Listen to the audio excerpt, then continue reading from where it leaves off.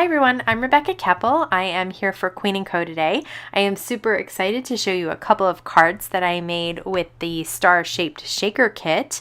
I especially love stars. I love it on my scrapbooking and my card making. I love that you can use them for guys or girls, and I just think they're just such a great shape. So let me show you the kit and what's included. In the kit, you get 4 different star dies.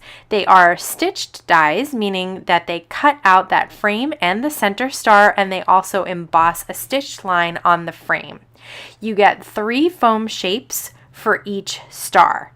So that is a total of 12 stars that you can create in the kit. They also have all 12 of the acetate pieces that coordinate for the shaker tops, and you get this entire stamp set which has so many great sentiments. So I wanted to show you how the dies cut out. They cut out this great frame with this stitching element on them, and they also cut out this interior piece with no stitched element. Okay, I'm going to treat some black cardstock with an anti-static powder tool, and then I'm going to stamp one of the sentiments on the black cardstock with some Simon Says Stamp clear ink, and I'm going to cover it with some gold embossing powder because I'm going to create some gold stars and I wanted to coordinate all of the gold together. And you can see when you melt that, it's actually really beautiful on the black. I'm going to use just a dusting cloth to get rid of any excess powder or anti-static powder.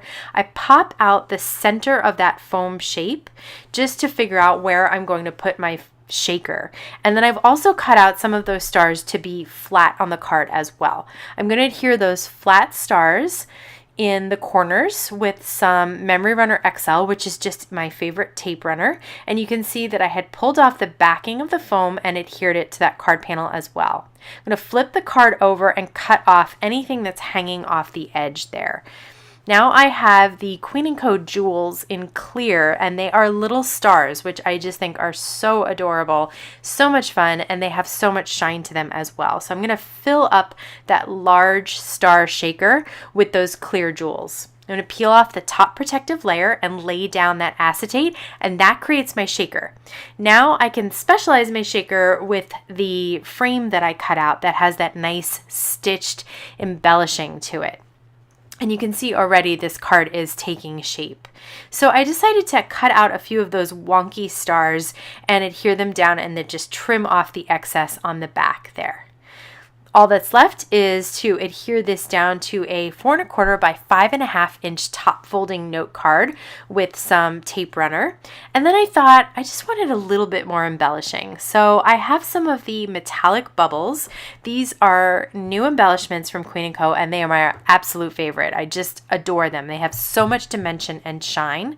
I also pulled out some of the Rubble, which is one of the new toppings, and I'm using some adhesive, some wet adhesive to adhere a few of those toppings down. The metallic bubbles are self-adhesive.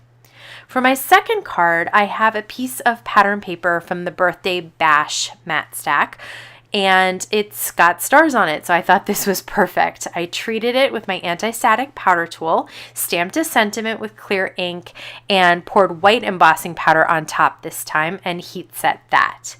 For this card, I decided to have 2 star shakers on it. So I popped out both middle pieces, pulled off the protective backing, and laid it down on my card panel.